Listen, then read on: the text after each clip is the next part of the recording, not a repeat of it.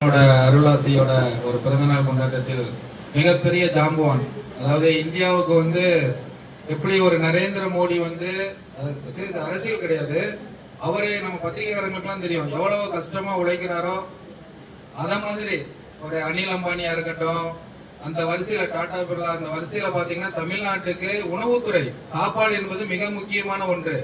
எந்த ஒரு கேட்டகரியா இருக்கட்டும், சினிமாவை விட என்ன கேட்டா உணவு தான் மிக முக்கியமான ஒன்று கருதப்படுகிறது. அதுவும் தமிழர்கள் வந்து சாப்பாடுனாலே எல்லாரும் ஹெல்ப் பண்ணுவாங்க. ஆனா இன்னைக்கு பெரிய பெரிய லெஜெண்ட் எல்லாம் இருக்கிறாங்க சாப்பாடு விஷயத்துல பாத்துட்டீங்கன்னா. எல்லாரும் வந்து அந்த அளவுக்கு இறங்கி செய்வாங்களான்னு தெரியல. நிறைய யூடியூப்ல இருந்து ஒவ்வொரு ஹோட்டல்ஸும் இருக்கு, நம்ம மீடியா எல்லாமே பார்த்திருப்போம். ஆனா நம்மளுடைய தலைவர் இன்னைக்கு ஒரு சிறப்பு விருந்தினரா என்னைய வந்து ஆசீர்வதிக்க வந்த ராமர் வந்து இன்னைக்கு அதாவது சாப்பாடு கேட்டாலே பெருமைக்கு சொல்லல, ஏன்னா ஒரு சீஃப் கெஸ்ட் கூப்பிட்டு பெருமைக்கு சொல்ல கிடையாது, உண்மையான பேட்ஸ். ஏன்னா ஒரு யாரு கேட்டாலும் இப்போ சாப்பாடுன்னு சொல்லி கஷ்டப்படுறவங்க கேட்டாலும் விட காசு வச்சிருக்கிறவங்க கேட்டாலும் கொடுக்கக்கூடிய தலைவர் வந்து ஒரே தலைவர் வந்து ஆர்ஆர் பிரியாணி தான். அது வந்து மிகப்பெரிய ஒரு கடவுள் அவருக்கு கொடுத்த அங்கீகாரமா இல்ல இவரு கடவுள்கிட்ட இருந்து எடுத்துக்கிட்டாருன்றதான் ஒரு அதுக்கே வந்து ஒரு நம்ம ஒரு ஆர்கியூமெண்ட், அந்த விவாதம் என்ன சொல்லுவாங்க, அந்த மாதிரி வந்து தலைவர் வந்து நம்ம ஆராய்ச்சி பண்றது. இப்ப எப்படி தோழர் நல்லக்குன்னு மிகப்பெரிய ஒரு 103 வயசு வரைக்கும் வந்து இப்ப மெடிக்கல் காலேஜ் ஆராய்ச்சி பண்றதோ அந்த மாதிரி வந்து தலைவரை வந்து அவரோட மனசை வந்து ஆராய்ச்சி பண்ணணும். அந்த அளவுக்கு நானும் ரொம்ப வியந்து பாக்குறேன். பத்திரிகைக்குள்ள ஒரு 10 இயர்ஸ் இருந்தாலும் மிகப்பெரிய ஜெயலலிதா அம்மால இருந்து கலைஞர் வரைக்கும் எல்லாரோடையும் போட்டோ எடுத்துக்கிறோம், இப்போ வரைக்கும் சிஎம் வரைக்கும் போட்டோ எடுத்துக்கிறோம், எடப்பாடியார் எடுத்துக்கிறோம். அப்போ எவ்வளவு எல்லாருமே தமிழ்நாட்டை பார்த்துருப்போம். இங்க இருக்கிற மீடியாவும் சரி, ரிப்போர்ட்டர்ஸும் சரி, பொதுமக்கள் எல்லாருமே தலைவர்களை பார்த்துருப்பாங்க. ஏன்னா கேபிட்டல் தலைநகரத்துல இருக்கிறோம். ஆனா நல்ல மனிதர்களை பார்க்கறது சாதாரண விஷயம் இல்லை. சென்னையில வந்து நல்ல மனிதர்கள் வா போ பழக அந்த மாதிரி இருந்தாலும் நம்ம கூட, அதாவது இவர் இவ்வளவு பிஸி ஷெட்யூல்லையுமே வந்து நாங்க நேற்று தாங்க கால் பண்றோம் தலைவருக்கு, தலைவர் இந்த மாதிரி வந்து ப்ரெஸ் பண்ணிட்டு போனோம். அவரோட தலைவர் ஃபர்ஸ்ட் எப்பா அப்படிலாம் இது பண்ணாரு. அப்புறம் ஐயோ ஒரு கீழா இருந்தது. ஏன்னா ஒரு பிறந்த நாள் கொண்டாடுறதோட முக்கியமா சரி தலைவர்கிட்ட நம்ம ஆசீர்வாதம் வாங்கணும்னு ஒரு பெரிய பிரச்சனை தான். எங்களுடைய துணை ஆசிரியர் வந்து மேம் கொஞ்சம் போஸ்ட் பண்ணுங்க மேம்னா மேமும் கால் பண்ணாங்க. அதை ஏத்துக்கிட்ட வந்த தலைவருக்கு மிகப்பெரிய ஒரு நன்றியை தெரிவிச்சுக்கிறேன். தலைவரோட பொற்பாதத்துக்கு நன்றியை தெரிவிச்சுக்கிறேன். மிக்க நன்றி. இந்த தருணத்தை கொடுத்த கடவுளுக்கும் நன்றி. சித்தராலட்சுமி சார் அவருக்கு கலைவாளர் இருக்கிற 1 லட்சம் நான் கொடுக்குறேன். அதே போல நம்ம பொண்ணுக்குமார் கட்டட தொழிலாளிகளுக்கு இப்படி டெய்லி பண்ணிக்கிட்டே தான் இருக்கிறோம். காலையில் எழுந்தா பிரிக்கிற வேலை தான். யாருக்கு எவ்வளோ 5000 இருக்கு, 10000 இருக்கு. இன்னைக்கு அது ஓய்வு இல்லாமல் போயிட்டு இருக்குது. என் வீட்டுக்குள்ளேயே ஹோட்டல் வைக்க காரணமும் யார் வந்தாலும் ஒரு வேளை சாப்பிட்டு போடுறது தான் நோக்கம். இந்த சென்னையில் வீட்டுக்குள்ளே தமிழ்நாட்டையும் நினைக்கிறேன், இந்தியர்ஸ் அதுக்கப்புறம் நம்ம ஹோட்டலில் தான் நினைக்கிறேன். வீட்டுக்குள்ள இருக்கிற ஹோட்டலுக்கு இல்லை வெளியே நடந்தது. நீங்கள் சென்னையில் நம்மளுக்கு 12 தான் இருக்கு. மூட சொல்லிட்டேன், உலகிட்டோம் வாழ்றதுக்கு வழியா இல்லை.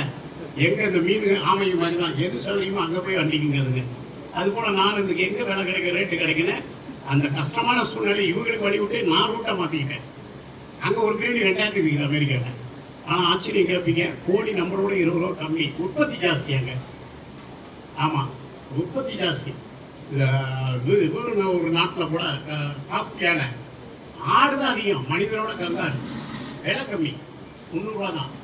இப்படி இங்கே சென்னையில் பார்த்தீங்கன்னா நமக்கு ஆடுகள் டிமாண்டு. நம்ம கறி தான் உலகத்திலேயே உயர்ந்த கறி மட்டனில். இந்தியா உலகத்திலேயே நம்ம ஆடும் யாழ்ப்பாணம் ஆடும் 2 ஆடை தவிர உலகத்திலேயே கிடையாது. அமெரிக்காவில் நம்ம இன்னைக்கு பார்த்தேன், நம்மளுடைய ஆஸ்திரேலியாவுடைய மட்டன் 800 ரூபாயில் இருக்குது நம்ம ஊர் ரேட்டுக்கு. நம்ம ஊர் மட்டன் 2500 ரூபாயில் இருக்குது. அதான் நான் சீமான் சொல்லுவார், எல்லாம் ஆடு வளரணும் மாடு வளரணும். தமாசுக்கு இல்லை, உண்மையிலேயே 1000 அரசியல் வேறுபாடு இருந்தாலும் அது ஒரு நல்ல கருத்து. கண்ணுக்கு தெரியாம கழுத பாடு கூட 5000 ரூபாய்க்கு தான் லிட்டரு. நம்ம ஒன்றா கழுத பைக்கு தான் நாக்கின்னு ஒரு காலத்தில் திட்டணும். அப்படின்னா நீ உலகத்தை தாண்டி இந்த சென்னை கடை மட்டும் நவீனப்படுத்துவோம். கேட்டீங்க ஆர்டர்லாம் கேட்ட வேலைக்கு நல்லபடியாக பண்ணிட்டு இருக்கிறேன். இன்னைக்கு எது கொடுத்தாலும் நான் இல்லைங்காமல் செஞ்சிருவேன். அதுதான் என் மனசு. அது காரணம் நீங்கள் கொடுத்த வாழ்க்கை. நன்றி நன்றி எல்லாருக்கும் மீண்டும் நன்றி. நம்பிக்கை எனக்கு என்ன துறைன்னு தெரியல, ஆனால் இவ்வளோ ஆதரவு ஒரு இருக்கும்போது பார்க்கும்போது எனக்கு ஒரு ஹாப்பி. எப்படி நம்ம ஆறாருக்கு நீ ஒரு 10 விரல், எனக்கு தம்பி ஒரு விரலாக இருக்குது. இந்த ராமருக்கு அவர் ராமரா நாகரிகா நாகரிகா ராமராக ஒன்றிணைந்து செயல்படும். நாராயண நிறுவனம் வந்து உங்களுடைய நிறுவனம். நான் இன்னைக்கு உழைச்சிக்கிட்டு தான் இருக்கிறேன். அடுப்பில் என் டேட்டஸ் வச்சா உங்களுக்கு தெரியும், தீராமல் அடுப்பில் இருக்கும். இப்படிதான் நிகழ்ச்சி. காலையில் கூட அடுப்பில் தான் இருந்தேன். நான் நிற்கிறத பார்த்தா மற்றவங்களுக்கு துணிச்சல் வரும். அதை விட்டு நான் விலகலை. யாருமே உங்கள் சொந்த தொழில், சினிமாசாக இருக்கட்டும், நடிகராக இருக்கட்டும், தலைவனாக இருக்கட்டும், உழைப்பை மட்டும் மிஸ் பண்ணாதீங்க. அதுதான் உங்கள் துணை தான் உங்களை வாழ வைக்கும். மற்றதெல்லாம் நம்ம மனசுக்கு பிடிச்ச விஷயங்கள். இந்த நடிகரை பிடிக்கும், இந்த அரசியல் தலைவர் பிடிக்குங்கிறதெல்லாம் நம்ம. ஆனால் நமக்குன்னு ஒரு பொருளாதாரம் வேணும்னா நம்ம கனவுக்காக நம்ம பாடுபடாமல் அது கிடைக்காதுங்க. நம்ம வரி பணம் தான் திருப்பி ரிட்டர்ன் வருதுங்கிறத மட்டும் புரிஞ்சுக்க. யாராக இருந்தாலும் யாரும் பாயிண்ட்லேருந்து போட்டுற மாட்டாங்க. அதை உணர்ந்து உங்கள் தொழிலையும் உங்கள் குடும்பத்து மேலேயும் உங்களுக்காக உழைக்கிறவங்க மேலே, உங்களான நண்பர்கள் மேலே, உங்கள் தொழில் மேலே நொவ்வாருங்க. ஒரு தொழிலை நம்ம ஜெயிக்கணும்னா, ஒரு கனவை கண்டா அந்த கனவுக்கான நேரத்தையும் உழைப்பையும் கொடுக்கணும். ஃபஸ்ட்டு நேரத்தை கொடுக்கணும், எந்திரிக்கணும், போய் நிற்கணும், அடுத்து உழைக்கணும். இது இல்லாமல் நம்ம கனவு நிறைவேறாது. உங்களுக்கான வாழ்க்கைக்கு முன்னேற்றத்துக்கு உங்கள் கையில் தான் இருக்குது. எவ்வளோ சொல்லுவாங்க, விஜய் சார் கூட சொல்லுவார், நான் என்னை 30 வருஷமாக நீங்கள் வாழ வச்சிங்க, இப்போ உங்களை வாழ வைக்க நான் வந்திருக்கிறேன் பாரு. எவ்வளோ ஒரு யும்மை பாருங்க. 30 வருஷம் ஃபஸ்ட்டு நீங்கள் வாழ வச்சுருக்கிறீங்க டிக்கெட் எடுத்து. இதை நீங்கள் புரிஞ்சுக்கணும். உதயநிதி கூட புரிஞ்சுக்கணும். அவங்க அப்பா தாத்தா முதலமைச்சர், அதுக்கப்புறம் அவங்க அப்பா முதலமைச்சர், ஒரு பள்ளிக்குட்டி தூக்கி முத்தம் கொடுத்து நடிக்கிறாரு. உழைப்பு அரசியல் கருத்து வேறுபாடுகளை விட்டுருவோம். அவங்க உழைக்கிறாங்க பார்த்தீங்களா? இப்போ விஜய் கூட பாருங்க, இன்னொரு கட்டத்துக்கு போகணுன்னு வந்து உழைக்கிறாங்க பார்த்தீங்களா?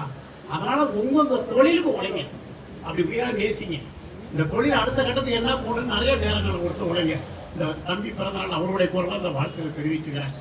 நம்ம தான் நம்ம உழைப்புக்கு வாழ்த்துக்கள். பேசிக்கிட்டே போயிடுவேன். நன்றி. சூப்பர் தலைவர்.